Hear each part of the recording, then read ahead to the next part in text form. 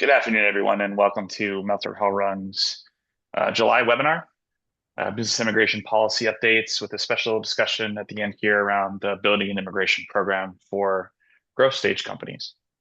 We'll begin in about 3 minutes.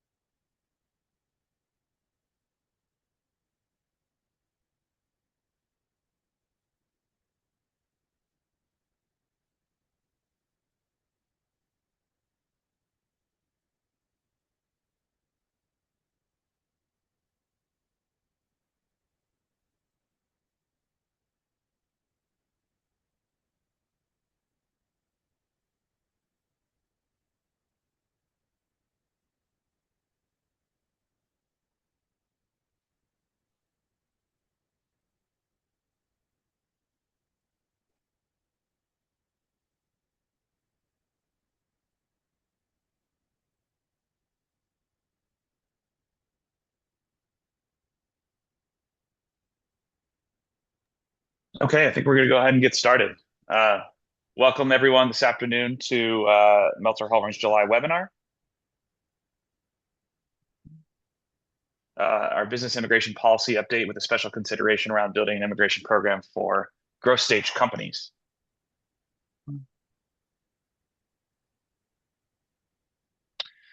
A little bit about the firm before we get started here.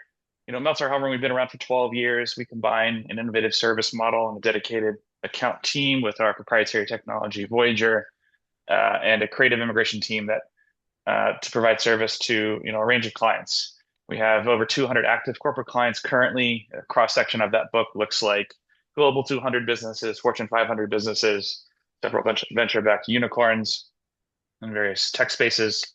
We were recognized in 2023 by Crane Magazine as one of the 100 best places to work in Chicago and really value our culture at Meltzer Hellrun. More recently, we've been ranked by Chambers in their 2026 guide as a top immigration firm to work with in Illinois.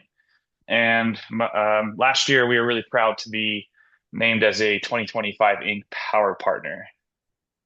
A bit about our service model. We really pride ourselves on being responsive. We guarantee a one business day return time. And in fact, we are responding within about 4.5 hours during a business day to all of our clients. And that includes both communication with human resources and also your foreign national employees. We're super efficient with our processes. Voyager has many different custom processes built into it. When we prioritize, your transfer cases amongst all other cases that we work with you on, because we want to get those new employees on board as quickly as possible so that they can start producing for you as quickly as possible. And our guarantee there is 10 business days in terms of turnaround time. We take feedback from every case that we process for our clients and turn that into an NPS score. Generally, anybody that gives us a 9 or a 10 is a promoter. 7s and 8s are passives, and anything 6 or less is a detractor. And our NPS score in 2025 was 91. If for reference, anything over 70 is considered to be best in class. And we really focus with partnership or partnering with our clients at Meltzer Hellrun. That includes your dedicated account team, regular touch points, both immigration and financial reporting on a regular basis. So you all can focus on making decisions in your program and we can focus on executing and running it for you. A little bit about the services we have at Meltzer Hellrun. One, we are really strong in U.S. inbound immigration as well as global immigration. We handle both for a lot of our clients, including Canada, the UK, other places in Europe and Asia. We offer consular processing services and DS-160 reviews for foreign nationals on an individual basis, but also to our corporate clients. We are skilled in I-9 immigration compliance and audits, trainings, government enforcement support. If you have an I-9 issue or an audit from ICE, contact us. We can help you out. We more and more lately have been suing the federal government for various immigration-related denials, changes in the law, which there are a ton of. So we can support your litigation needs here. And more recently, we've offered in-house immigration staffing to our clients. If you've lost a resource suddenly and need an internally staffed resource to help bridge the gap, if you are, a growing program and don't have enough work for one, maybe a full individual working in your immigration and global mobility department, we can staff a half person there for you while you grow. And if you're going really fast and just need that next person and can't find them quickly enough, we're also happy to staff a professional provided by Meltzer Hellrun in that situation. Our presenters today, you've heard me talking for the last few minutes. My name is Matthew Hellrung. I'm co-founder and managing partner of Meltzer Hellrun. I specialize in scaling our immigration programs for our high growth clients, immigration policy creation, stakeholder training, represented clients from every industry under the sun for the last 15 years, from two-person startups up to global enterprise level companies. And with me today is Michael Tarancic. Mike, you want to introduce yourself? Sure. Thank you, everyone, for being here today. My name is Michael Tarancic. I'm senior counsel at Meltzer Hellrung. I've been practicing immigration law primarily in the employment-based sector for over 30 years, with some experience doing immigration policy advocacy as well as government relations advocacy. And I am really happy to be with you all here today in the middle of your day, in the middle of the week, in the middle of your summer, to talk about immigration hot topics. Yeah, Mike's done a great job of putting today's webinar deck together, and I will mostly be referring to him here. But before we get started, I just want to remind everybody, the webinar here, standard legal disclaimer, is for informational purposes only. We've got an hour set aside today to talk about the topics. If you have questions during the webinar, feel free to type your question into the Q&A function. We'll try to answer it there in real time or follow up with you afterwards. And this recording, as well as the deck, will be sent out after today's webinar. So feel free to take notes if you wish, but you'll have that information in your inbox here about the next 24 hours. A little bit about what makes us different. We have our own tech stack at Meltzer Hellrun. We released Voyager, I say about 5 years ago. We have all of our clients on it. It has really informative dashboards for your foreign nationals, their family, for your HR, your people ops folks. Really efficient and dedicated workflows for various visa processes, including global cases here shortly. We have an extensive immigration reporting function in the platform that pulls any data that's structured or put into the platform across your entire global mobility suite or all your foreign national employees. It's really helpful in projecting expiration dates. There are changes in the law, who's affected, what's their country of birth, what is their country of citizenship, where are they right now? And then we always pride ourselves in trying to educate as much as possible, both the foreign national employees that we work with, but also human resources and people ops. We have a comprehensive knowledge center that contains all of our latest blogs, which we publish weekly, newsletter, which comes out every single week as well, and our webinars. A little bit about the agenda today. We're going to cover lots of little things happening and some updates here and there, some new, some old. We're going to review the H-1B lottery update here, the cap, which just closed in terms of submissions, and we found out there won't be a second lottery. We'll go through F1 and J1 duration of status changes. This affects your students that are coming into your program mostly, for folks that are hiring students on OPT. $100,000 fee litigation. There was some movement there. We'll talk about the TPS Supreme Court ruling, which may unknowingly affect your employee population if you got folks on certain TPS statuses from certain countries. We'll review travel adjudication bans. There's an impending DOL prevailing wage overhaul here. the Trump agenda in 2026, 2027, and then if we can, if we have time here, I know we're getting through a lot of stuff, we'll focus on some of the questions we get from our clients around building a global mobility program, particularly for growth stage companies, these are startups and sort of VCs backed, whether Series Bootstrap, Series A, Series B, Series C. So the H1, moving on to the H1B lottery update here. As everyone knows, the H1, or most folks will probably know, the H1B lottery submission period was in February and March. It was conducted at the very end of March. Initial round of selections were issued, and folks had 90 days to complete the H1B petitions and submit them to the USCIS. That submission deadline was June 30th. Generally, there's 65,000 people selected in the regular cap, an additional 20 in the advanced masters cap. We just got word, what, Mike? I think it was last week here or this Right. It week, was Friday. beginning of Yeah, it this was, yeah, it was Friday, Friday. Yeah, yeah. that there won't be a second lottery this year. You know, in years past, there has been sometimes a second and a third. We're seeing here the USCIS just getting better at selecting and the selection rate or the amount of selections they make, because they always work in an error, a rate of non-submission, rate of denial into these things. So fortunately, as in years past, there have been a couple extra spots available after initial selections. Those won't be available again this year. If this is something that you were relying on as an HR for a foreign national employee, you're going to want to review when's your OPT and STEM expiration dates? Is there enough time to get to next year's lottery? Is there an exit and re-enter in another status or change of status that may be available based off country of birth that you're going to want to take a look at? But most importantly, just create an immigration timeline and a unique solution for each one of your employees as a result of not being selected in this year's lottery. USCIS will continue to accept petitions across the board that are not lottery related. They do not count against the cap, and those are extensions, amendments, changes of employers, so no issues there. Where somebody's working for an organization that itself is cap exempt, they'll continue to accept those petitions throughout the year. But everything that was any new H-1Bs essentially that were issued in 2026 here are gone, and those new petitions were allotted through the lottery, and that has been closed. Mike, do you want to review F1 and J1 duration of status for us Yeah, and the changes that happened? one really quick comment about the cap. We don't know how many cases were actually accepted by USCIS, but they had 212,000 registrations this year, and sort of extrapolating from what is the generally accepted sort of acceptance rate, which is about 50 to 55%. It assumes that there were about 30,000 extra petitions accepted for processing than there were visas available. So to Matt's point earlier, they're doing a better job, I think, of calculating how many they need to get to the 85,000. A lot of people were surprised there wasn't a second selection rate this year, but I think it reflects that fact as well as the fact that actually the applicant pool tended to be towards the higher level with the level 3 and level 4 registration. So one of the big news items in the last few weeks is that the final rule that DHS has been talking about now for months and months, changing F1 admissions from a duration of status, which is the duration of their academic program, to a fixed date admission process, like a lot of other visa categories. So that rule was published on July 17th. It will become effective on September 15th, and it does a number of important things. And we're going to try to go through them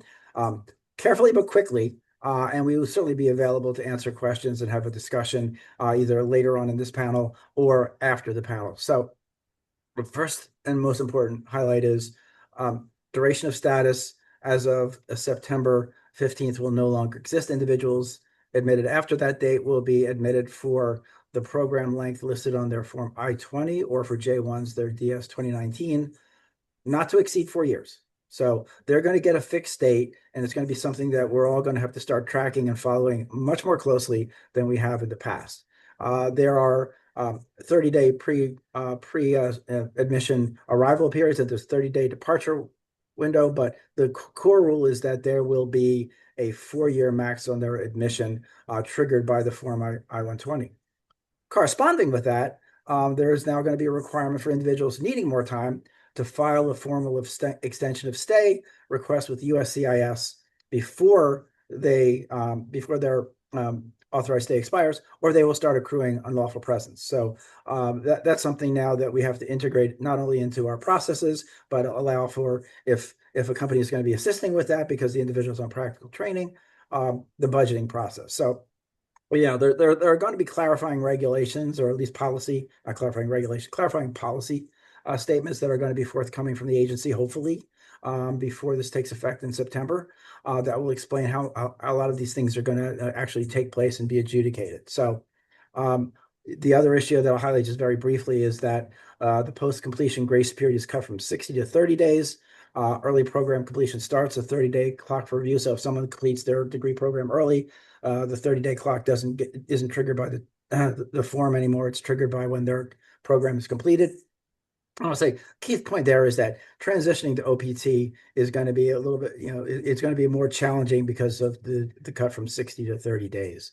So let's Yeah. move on. Yeah, let's move. Okay, go ahead, Matt. Yeah, Mike, I would imagine they were going to have to submit an I-539, an extension if the individual doesn't leave along with an I-765 in that transition period between after graduation, which maybe the I-94 currently expires, Yeah. and into the initial OPT grant period of a Yeah, year. absolutely. Yeah. I've already been getting some questions about it. There are going to be two applications now required for someone who's on OPT. It's going to be Yeah. the EAD and the extension of stay. So that's one of the big Or changes. or or they could leave and potentially do visa Oh, stamping abroad with the new I-20 they get from the new master's program, or I yeah, guess for yeah. the OPT approval, correct? Yeah, Oh, not theoretically, the yes. OPT approval. Yeah, yeah. So Yeah, no, yeah, yeah, okay, yeah. all right. Additional changes on that? Yeah, I mean, there are a few more things, and we've got about two or three more slides on this. We're going to highlight them. I think one of the big issues that was used as the basis for this rule is that there was a concern that students were abusing the existing regulations and policy to have an extended period of stay, years and years of year in student status. So one of the things that they're doing is try to sort of put some guardrails around that, is limit the opportunities for individuals to change schools, change programs, generally saying F1 students have to have 1 year before transferring or changing majors. Graduate level students can't change their academic objective, but they can transfer schools, but they have to get SEVP approval to do that. It's also pretty clear in the regulations and the comments that if you are moving to another program, that it has to be sort of a more senior program, a more advanced. So you can't string together a bachelor's degree in economics, a bachelor's degree in finance, and a bachelor's degree in computer science and stay in the United States in student status. And definitely, you really have to show career progression. And then lastly, anyone in a language training program is capped at a maximum of 24 months total. Yeah, Mike, the interesting question here is before we move on, how does this affect the I-9 process for students? My thought is that they're probably going to have to, they may amend the I-9 regs or what's required for these students to provide in terms of list A, B, and C documents. What do you think? Well, I mean, I think that so filing. So the rule allows for a 240-day extension if an application is pending and unadjudicated. So that Hmm. provision, which we're all sort of generally familiar with, will continue. But they're going to require an EAD. They're either going to require an EAD, or if that 240-day period expires before the new document is issued and available for I-9 inspection, individual is going to have to come off payroll. Yeah. And I'm thinking in transitioning from that initial F1 status onto OPT, there will likely be an I-539 approval that with a new I-94 on the bottom of it if they stay, right? They may require that as part of the process going forward. Um, yeah, I think that could be as part of that. That certainly is going to be part of the process of proving identity. But I think it may be part of that process. But in terms of proving work authorization, I'm pretty sure they're going to look for an EAD. Yeah. Okay. Um, any Next, effect here on CPT day one programs? um,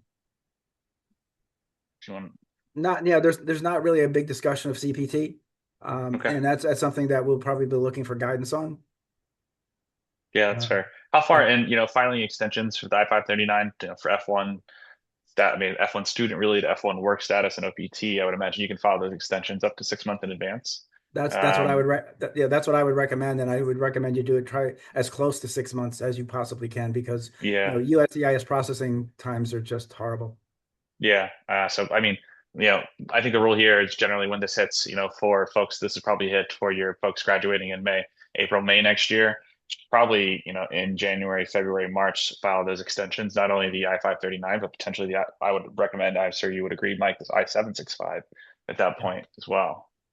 Yeah. I mean, the other thing, the USCIS is going to be working out its own procedures to administer this at the same time. So expect even more delay as they're trying to Yeah. figure out how to make it work.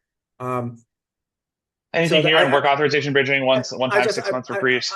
we already talked about the 240 days, so I don't think we need to emphasize that right now. But I think there is a 6 month transitional program that allows individuals who are filing for an extension of their OPT to have some additional time to file the extension of stay application. And that is really just, I think, in response to some feedback they got on the proposed rule that implementation of the extension requirement is going to take some time within both the academic community as well as I think the agency itself. So they may not have their rules stood up completely by September.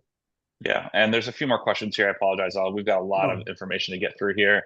We'll if we'll follow up with you live, or please feel free to email us afterwards if you have questions around how this stuff's being implemented. Some of this is we just don't know exactly yet how this is going to be rolled out. We've got it effective on September 15th. So here the government's got about 50 days or so to right. figure this stuff out. Yeah, and again, this rule was just published in the Federal Register on the 17th. So we're still exploring all of the various scenarios and permutations here. But I think a couple things really quickly. If you've got an F1 student who's validly in DS status on September 15th, they don't have to try to get an I-94 card with a date certain. Their status is the Remain I-120 or DS. the 29th date to a maximum of 4 years rather. Okay. Yeah. And I think just the last two are just recommendations. Audit your populations now. Yeah. Immediately, as soon as you possibly can, get those dates entered. We are happy to track that for you, and we will track that for you if you're our clients. But certainly, someone within your organization should also be tracking all your students, all your employees who are students and their expiration dates. And then also, if you've got individuals who are in PhD programs working for you or research scholars, they typically have 4 or 5, they have 4 year plus programs, so they'll need some special planning. Yeah, we strongly recommend, like, where's the bottleneck, where's the catch point on something like this when your new employees on board and they do I-9, anything that's provided that's not that proves the individual's not a U.S. citizen. There are various list A, B, and C documents that folks can provide to prove identification and work authorization. That's where you catch this. Anybody that provides something that says that they're not a U.S. citizen, they're on some other permanent residence, some other type of work visa, I really want to set those aside. We want to get those into a technology like Voyager, start tracking their expiration dates. You want to be aware of all the folks that are on immigration benefits in your program, so that you can audit this stuff, so that you can keep track of these things. And in particular, those F1 students that are coming on with OPT, those are always a bit of a hassle to try to catch, because you don't initially sponsor the person's work visa, but you eventually will probably have to move them through an H1 to an H1B. And every year, Mike, I'm sure you can attest, there's always a few folks that come out last minute and say, I need an H1B visa. Best place to track this is when they're onboarded and Right. doing their I-9s. Right. Great. The H1 $100,000 H1B fee was originally struck down, Mike, but we're on appeal, so it's back from the dead. It the court that ruled that it was unlawful also the government appealed, and the court allowed for a stay pending appeal in the First Circuit Court of Appeal. So that's still pending. The briefing schedule, I think, may have ended recently. So the plaintiffs and the government are filing cross motions and briefs. That I think may have ended. So that one's still ongoing. The Chamber of Commerce suit is ongoing, and the suit out in California, known as the Global Nurse case, is still ongoing. They're working their way through discovery and pretrial procedure. Okay. The TPS Supreme Court ruling on employment authorization. Sorry. Yeah, no, it's Yeah.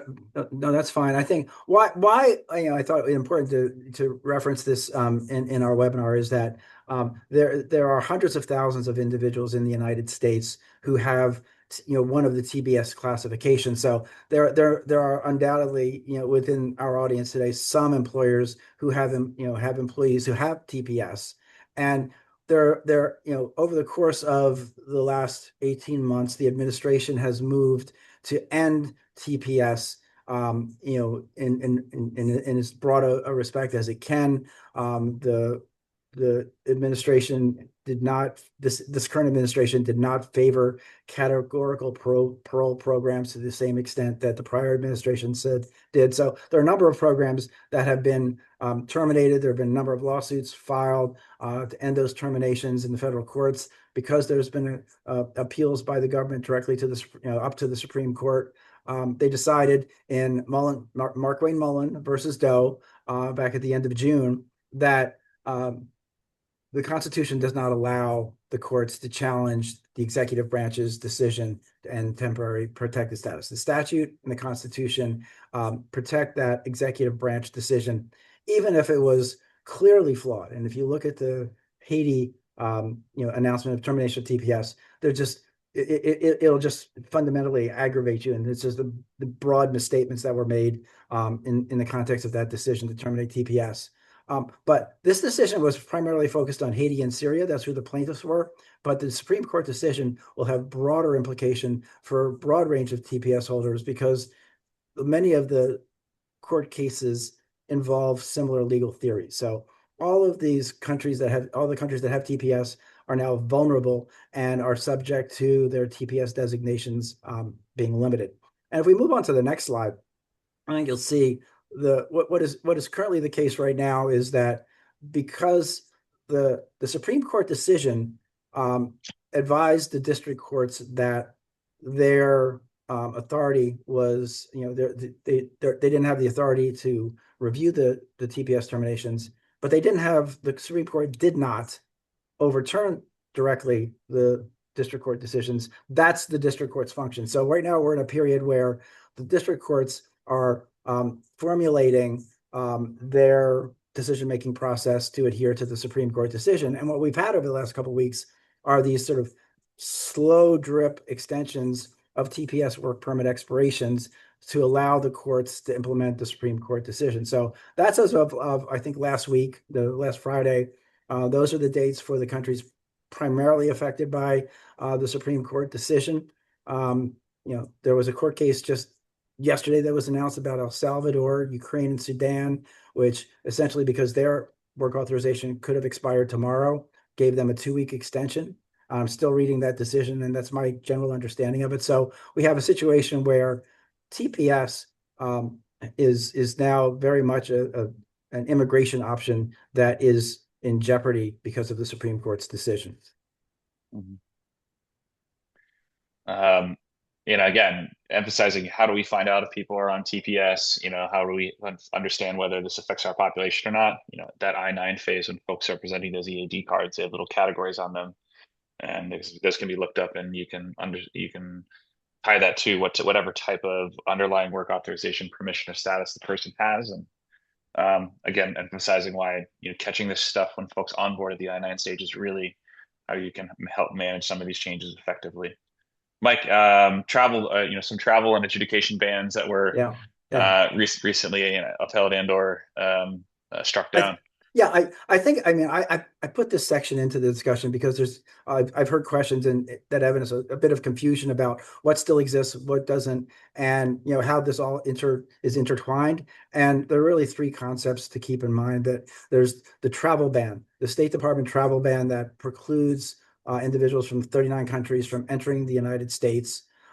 That is unchanged. That's an executive power that wasn't challenged in court. But what was challenged is USCIS sort of extrapolated from that ban and implemented processing holds. So these are applications for benefits that are pending for work permits, naturalization, asylum, where people have filed the fees and had their applications submitted and pending, and they were put on hold indefinitely. And long story short, plaintiffs filed lawsuit, federal court, and in June, it was determined that was unlawful. The government just couldn't stop processing cases for individuals who are in the United States. The ban on entry remains. The ban on processing is vacated. In fact, in the last couple of weeks, and I apologize, I'm speaking quickly because I know we have a lot and I want to get through it, but the USCIS has started to adjudicate cases that have been pending for individuals who are subject to the processing hold. Go to the next slide real quick, and let's see. So one thing I would say, there is an appeal of that court decision with respect to the processing ban. So these cases are starting to be adjudicated. I would say start following up, have your counsel follow up, make sure that these cases get to the attention of the adjudicators as quickly as possible because we don't know how the court is going to rule on the appeal. We think it's a favorable jurisdiction. We should be good, but better safe than sorry. Act promptly, get your case approved while the processing hold is being struck down. And again, just understand the difference between the entry ban, the entry ban, the adjudications ban, and the 75 country immigrant visa processing fee freeze, which the State Department implemented, which is still in effect. Quite a bit going on here. Yeah. Moving to DOL prevailing wage overhaul. So there was a rule proposed with comments, comment period closed recently on May 22nd. Department of Labor is currently reviewing those comments. The rule is not yet in effect, but Mike, it could be in effect almost any day now, I would Well, assume. I would say, well, yeah. The answer is actually technically Published at yes. least any day Yeah, now. Yeah, yeah, in yeah. effect would be 30 days later. Yeah. So the short answer is, the agencies can expedite regulatory review. In years past, when I was working with the American immigration lawyers, we saw some rules that went from, the deadline for submitting comments to final rule in 60 days. Or maybe Hmm. so it can happen quickly. I don't think that's going to necessarily happen in particular with respect to this one because there were a lot of comments and there's some really technical issues that the agency has to sort of unravel in terms of the final rule. But end of the year, certainly possible. So, Hmm. there's a runway for us to start preparing for this. And Yeah. and I think it's important to start, with the premise that the rule is not going to change. The Hmm. proposed rule and the final rule will look very much alike. Certainly, if when the rule goes into effect, there may be litigation around it. You can't sue on a rule until it's in fact implemented, um, because you have to prove damage and then injury and standing for companies or individuals that were harmed by it. But in general, this rule, somewhat steeply, particularly for entry level wages or level one wages, increases the prevailing wage. And this would apply to H-1Bs, E-3s, H-1B1s, the green card cases, perm-based green card cases that you're processing and your programs. You may see, at least for level one, level two, significant increases there.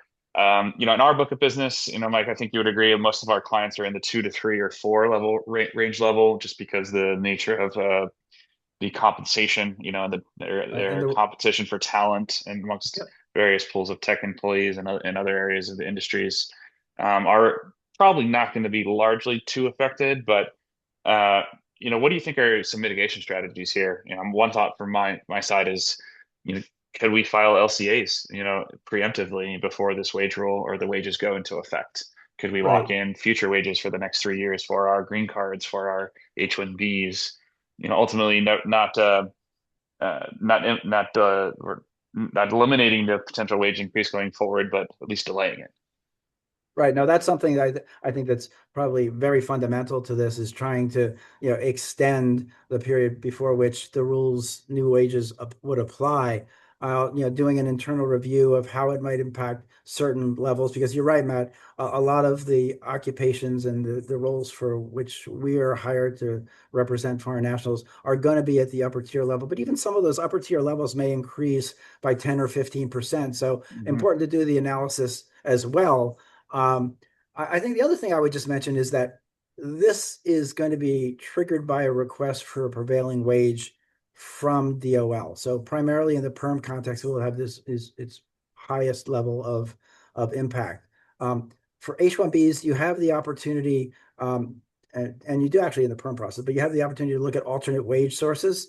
Hmm. And the alternate wage source is interesting. There's been some analysis are currently fairly closely aligned to the present model, the model that exists Hmm. right now with respect to wage determination. So I think it might be worthwhile to look at developing a resource that you can look to when you just get a wage that's unworkable, right? Because Yeah. the other side of this is if you have one tier of wages for your foreign national workforce and you have a different tier for your US workers at the same job, there are all sorts of potential issues there in terms of exposure to potential discrimination issues. So I would say this is something again I think we're going to bring to your attention. It's something that needs attention now because if you wait until you have 30 or 60 days notice to implement it, it's going to be really a challenge. I would agree. Yeah. We'll continue to update you all on when we think this will go into effect. But as you mentioned, there are some alternative strategies here of preemptively Mhm. filing LCAs using prevailing wage or other wage statistic studies. Mike, I wonder, how likely DOL will be willing to accept those studies after this wage increase, and Good, maybe good, we good, might see some good. litigation there. Good question. I think Uh, it'll be something that'll have to be carefully monitored because the regulation, the proposed regulation did acknowledge that employers could continue to use alternate wage sources. mhm. But as they say, the devil's in the details. Yeah, and DL has a they used to. I think there's a couple wage level or private wage level guidance memos they put out regarding Right. exactly how they effectually consider those and how much information needs to be in them. And we'll see if they'll continue to accept them after the Mhm. rule comes out. So the sort of midterm agenda here for the Trump administration, now till the end of the current administration, so he's gone January 2029, I think. What are your thoughts?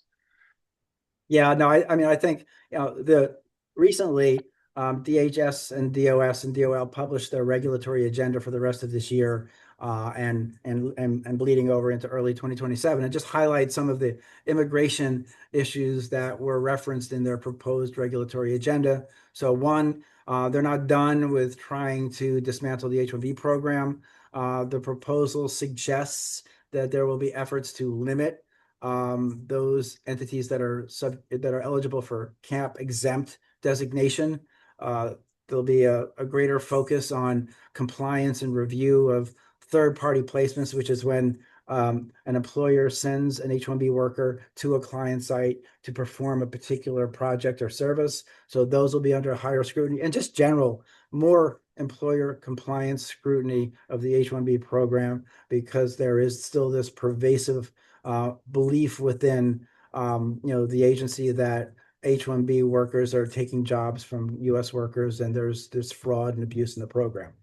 So that's the first one. The B1, B2 visa bond project, which currently is in existence, it's a temporary pilot program. The pilot program is triggered to expire next month. Everybody expects it to be either extended or made permanent. And it has been discussed that there will be an additional category of bonds. So currently there are three levels, 5,000, 10,000, and 15,000. It is expected that they will add a $20,000 bond level. And this is all just for someone who's coming in as a visitor, business, or tourist, and the agency can impose a bond, which is certainly a maintenance of status and departure type of bond, so that if the individual leaves the United States, they get their bond money back, but it's still a substantial financial barrier for individuals applying for visas. Um, Yeah, so we go discussed ahead. the DOL prevailing wage Right. finalization rule just in the previous. Looks like there may be an update here to the perm labor market test monitor, or Yeah. the Yeah. perm Yeah. labor market process. Excuse me. Yeah, yeah. That's the big news. I think that's one of the big news items here. And we blog, we posted a blog on our website if you want more detail about that last week. But I think there will be a significant overhaul of the perm labor market test procedures. So print ads and some of the factors that are listed as discretionary labor market test options will be substantially changed. There'll be more oversight, more audits. I think that there will be a much closer focus on um, having the recruitment effort that's done for real world job openings mirrored by your perm labor market test process. So stay tuned for that one because that's going to be a very major change to the perm process. And again, this administration, USCIS, and we've talked about this before. The head of USCIS, Joe Elo, is someone who has been very vocal about his opposition to optional practical training. So I would expect some limits on optional practical training, maybe the elimination of STEM practical training, limitation on the types of degrees that are eligible, but we'll have to see. That's going to be a proposed regulation that may be coming late this year. Yeah, lots of things, either ongoing or potential changes coming up here between now and probably the end of the year. Yep. Certainly, we'll continue to update everybody on these changes in real time every month when we do our webinars. Probably, cementing a significant component of each presentation, just being updates on these ongoing Yeah. issues. Yeah. going forward. Last comment on this. I mean, we talked about this at the beginning of this administration, is that they had 4 years to develop a playbook on what they wanted to do to change both legal and undocumented immigration. And what we're seeing today is just they're rolling out that playbook. So everything you see on the screen has just been part of their plan since the inauguration day. Yeah. So switching gears here, you wanted to talk a little bit more about, how to build immigration programs, particularly now when all these things are changing. Some things are staying the same. Really, I think it's a cat and mouse game with the government right now with regard to them releasing regulations or updating procedures, sitting on those, seeing what the courts eventually figure out, and then having them finally implemented. It's, I would think, more complicated than ever to build an immigration program. Would you agree, Mike? With if you're an early stage startup with a fresh round of Series A or Series B funding, how do you put something together, Mike? Well, I think sort of the overarching concern here is right now, how do early stage companies, startups, attract foreign talent, and particularly a talent that's coming out of the U.S. educational system. With the fact that enrollments are decreasing, and everything I see coming from NAFSA and other universities showing that there is a dramatic drop in the number of foreign students enrolling in U.S. schools, that will have a direct impact, and it's already starting to have a direct impact on the foreign talent pipeline to U.S. companies. So, how do you attract foreign nationals in a system where immigration is apparently disfavored? Foreign nationals are going to look for stable programs that have clear processes. They're going to give them the security that they know they'll be able to continue to work and live in the United States, and maybe their family members will continue to live in the United States. And that's why this is really important for early stage and startup companies, because they don't have maybe the track record, the experience of some of the larger, more established companies. So they need to essentially make their case that, yes, we not only can sponsor you for the initial visa, but we will carry you through the process. Yeah, and I think the good news here is it's not really costly to create a pretty well-run program. It's just about giving it some attention, at the right stage of growth. I think, for a lot of our clients, we typically pick up some early stage companies that are probably Series A. You've got a few foreign nationals, H-1Bs, TNs, things that you've done. Perhaps you're, people ops or general counsel walking into a new situation where you're just taking over immigration, and there hasn't really been any rhyme or reason other than, we really like this person, or this person's a founder, they're, our lead engineer on this project, for example, and we really need to do whatever we can to get their visas. Everyone starts out that way. So there's no shame there whatsoever. Typically where we catch clients and see them is it's at that next stage when have your first people ops person on, when you have your first GC on, and they're really looking at, how do we use immigration to set us aside, as Mike mentioned before, when it comes to recruiting, international or domestic based international talent out of schools. I think, and Mike did a great job putting these together. One is, not just like, what are we following the rules? That's usually step one. H-1B rules to require the person to have a prevailing wage, to know the location where they're working, to monitor the location where they're working. If they move, an amendment may be required.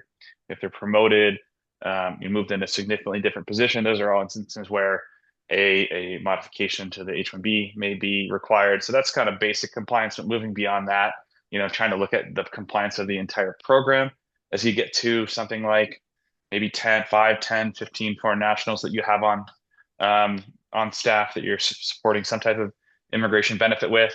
A second component here is, is the immigration policies and your sponsorship plan, how you're hiring folks, are they aligned with the business objectives?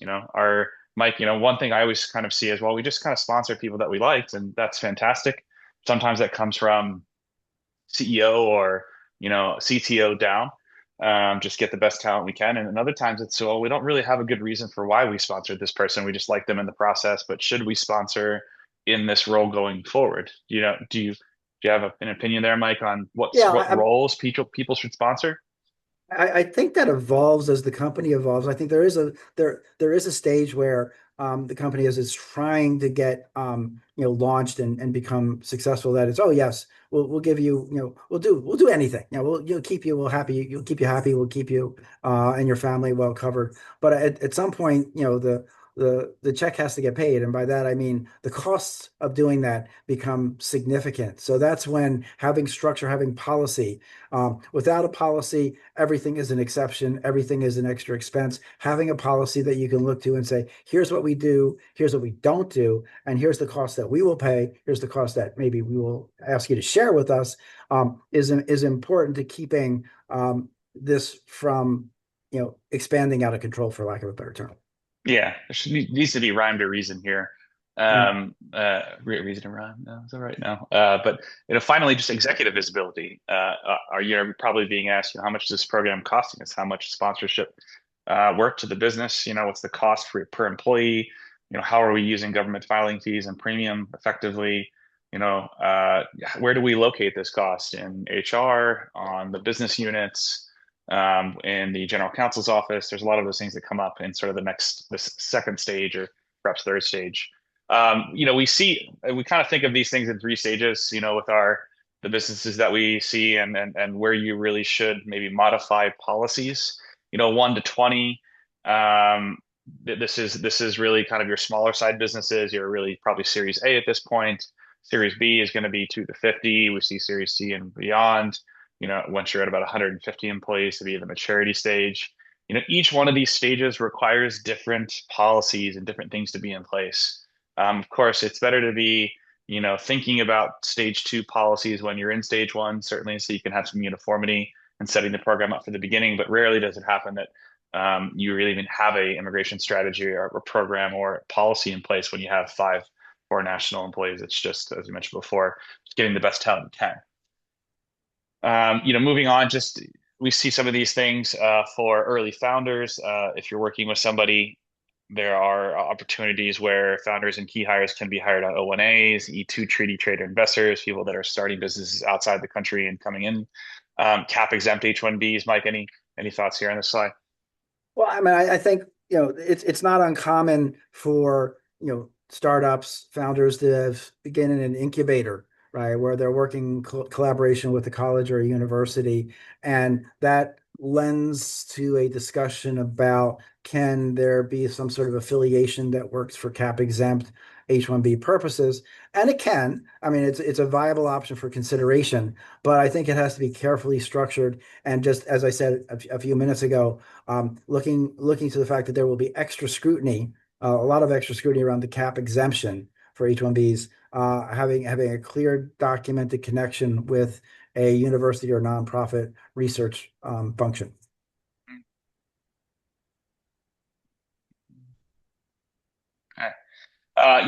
Some things we see as programs grow just naturally, and things to be mindful of if you're early stage or mid stage is that single point of failure. Generally, although there are a lot of immigration providers that say they will just completely manage the program and they'll do everything for you, and certainly we have an aspect of that to our service. Immigration really needs to be managed by one person internally, at least one person, ideally more than one, perhaps an HR manager, and then somebody who specializes in global mobility when you get to certain stages. Um, it's important, why we use Voyager so much is really to be able to provide a one single source of truth of information when internal touch points at clients change so that, we can manage that process for them. But ultimately, you have to have somebody that's in charge of the program, somebody who can, reach out and sort of rile up internal resources, report to whether it's HR or general counsel regarding cost and efficiency and performance of the program.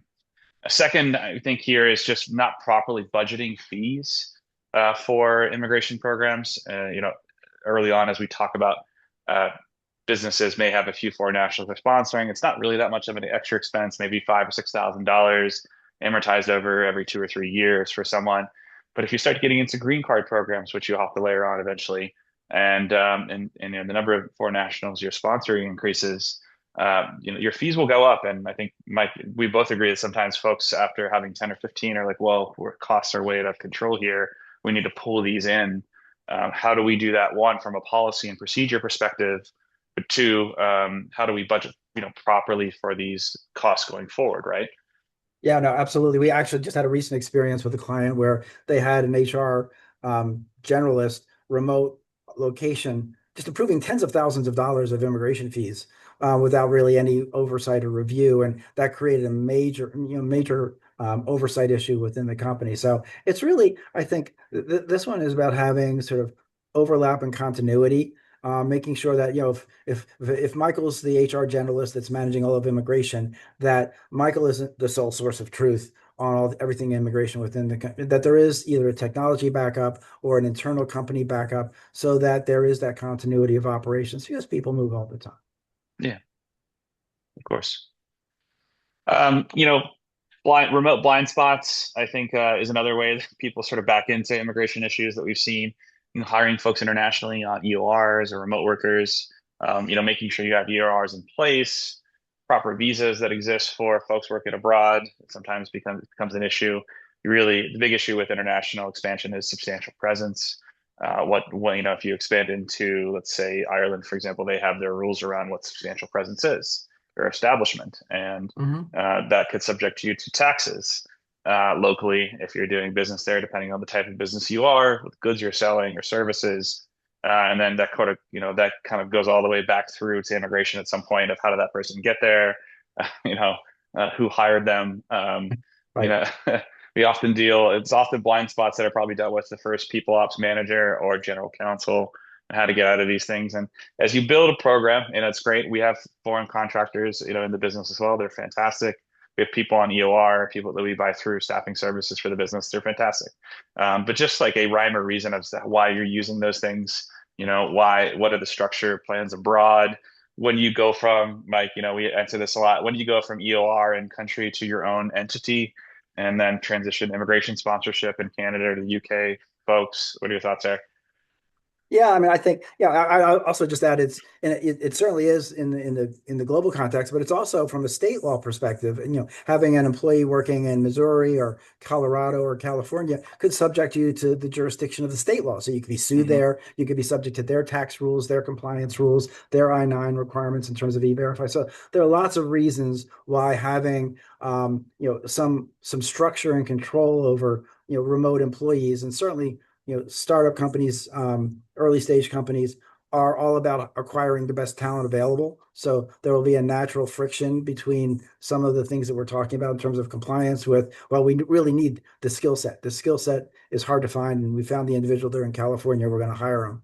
That's certainly something that you have to understand, but it's also making sure that you have the infrastructure to manage some of the compliance responsibilities of that decision. Or in any case, have a good partner that's worked through, Right. with businesses through these stages. And, there's a million different things when you're a young business, that you have to prioritize and solve, really in order of operations. What is the Yeah. most important thing to solve first? And structurally, that has the biggest long-term value to the business. And then you kind of work your way back from there. And we often see just no strategy around wage levels, Mike. Hmm. We're just going to sponsor everybody. Now, early stage, maybe you're paying everybody, really high salaries, and the wage levels don't really matter because they're so high above maybe market for your early founders or your key leadership personnel in the business. But, understanding what you're filing in terms of wage levels for certain positions from the get-go, how many people are going to be in those positions, going forward if your rounds of funding are successful, or your iteration or your scale up is going to plan in terms of speed. Long term, thinking about ignoring layoff requirements for certain types of folks that are on visas. This is why it's important to not only sponsor the visas, own them, but track them, figure out who's working for you and what visa status or not. There are layoff requirements for H-1Bs for L folks that you're going to need to, certain rounds. If you miss a round or something like that and have to lean out for a little while until you get the next one, you're going to have to pay attention to that stuff. Having a really good partner, immigration attorney around to advise and think about the program holistically, what's happening to the business right now, what are the smart ways to get around these things, who are you going to keep on visas, who are you going to let go, how that affects green card sponsorship and perms and things like that, all connected together there. Yeah. And I think a lot of companies, even mature companies, are surprised by the fact that, even if they've already terminated an employee, they've gone through the full layoff process, if they don't fulfill their H-1B compliance notification requirements, they could still be liable for back wages. So, smaller companies may not be as fully aware of that because they just haven't had the track record and the experience. Yeah, I mean, in this section here, we're going to really talk about, past that first stage. You're now probably, I mean, some Series A's are getting so huge now. I think I saw one for like 100 million or $100 million the other day. That's massive. It used to be 10, 15 years ago, Series A were 5 to 10 million. Your Bs were around 20 to 40. You're seeing Bs, in massive rounds right now, super massive rounds. So I think this advice that we're talking about here is really when you're transitioning from that Series A to B, you're sort of maybe exiting one vendor and looking for another in terms of immigration, or starting to get that general counsel or that human resources person online. A big thing we talked about before is just budgeting. Does your provider do that? Is something you're going to have to do internally, managing this program? Who's doing the budgeting? Who has the cost? Is it something that's located in finance? Just getting a budget across what you're spending in immigration, global mobility as a whole, so you can get line of sight on that. And I'm sure, the executives in the organization will eventually ask for that stuff. Two, do you have the right vendor or counsel for your stage of growth? There's a lot of really good, solo practitioners, or, 2 or 3 person firms that do a really good job when you're processing 5 or 10 cases a year, maybe US based, but when you're 30 or 40 in the United States, and then now you're expanding to Canada and potentially the UK, what vendors are you using in those countries? Can you get a vendor that provides all of those services? Should you select per country? I really think that just like there are clients that are good fits for certain businesses at certain sizes, I think for clients, folks in the tech industry, there are certain vendors that are good fits at certain sizes and stages of growth for the business, and you want to make sure that you're getting somebody who is, if you're passing through this, I would say, middle ground of growth, that you have a provider that knows this stage really well and can help you start developing the immigration policies, the trainings, the compliance aspects of uh, that are going to need to be in place as your program scales from 20 to, let's say, 100 foreign national employees.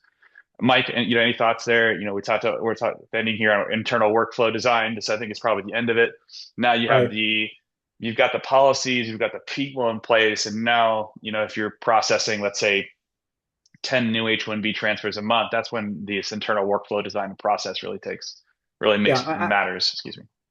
Just one comment here. I think, to make sure, that your budgeting and your forecasting is accurate and your workflow design is really efficient. It really makes sense. You really have to have the right co-counsel because they really are the experienced partner that's been through this before. We help clients with budgeting all the time. I've helped, large companies and small companies develop immigration programs and immigration policies. So it's something that you really, if you're new company and you don't have a process, it's really important to start thinking about that early stage because it will save you money. It will save you compliance issues. It will save you that, well, you approved it for one person. Why aren't you approving for me? That whipsawing effect. So I think really here's make sure you've got the right partner as you scale. Hmm. And I think the last slide here, and I think there's some Q&A here I'd like to get to. We've got maybe a minute or two left, but Yep, yep. sorry, forgive me here. Um, you know, things to just think about, medium and long term when you're at that larger stage, maybe at 100, 150 is, understanding what your immigration costs on average per employee are, establishing a reserve, making sure that you're budgeting for that in annual budget cycles for that employee. Where does that cost live? We often see the costs being initially centralized in general counsel or human resources, but eventually as the businesses grow, they're pushed down to business unit and then to employee and business unit. How that works. Quarterly policy reviews when you're larger. Yeah, as you can employ more foreign national employees under various visas and green cards, inevitably there are more compliance issues you're going to run into. Making sure that you have policies in place to address those compliance issues, address the roots of them, making sure you're reviewing that policy regularly and updating it. Did you make a cost assumption or a budgeting something at the beginning of the year that halfway through is not working out? You may need to pull back on something like premium processing sponsorship to save money. And then, tiered matrix, designing who signs off on what in the program when you have, either managers or executives being involved. Where are the accelerators for exceptions to the rules that you're putting in place with your various policies? Who's responsible or who can make an exception and when. Um, Oftentimes, you'll see that just an individual person can overrule the process for business need, for example. And then, Mike, reporting risks to the board to tracking. These is more, I think, your larger M&A Right. transactions, your executive boards. How many people are affected by various immigration changes and policies that they're hearing from Trump on Twitter. And then it lands in, oh, we have a lot of foreign national employees that work for us. How does this affect us? And you're going Yeah. to have to translate this information from executional stage or level all the way up through to executive summaries and things. Yeah. Now more than ever in my entire career, C-suite level leadership has been interested in being updated on immigration policies because they're having such a big impact on the bottom line. So, Mm-hmm. That's excellent. So I think we've got just some core ideas around using immigration as a talent, to increase your talent competition and retention. Really, a well-run mobility programs. They're evident when foreign nationals are hired. You have a partner that works with you that touches the employee, that treats them well, because they're a reflection of your business.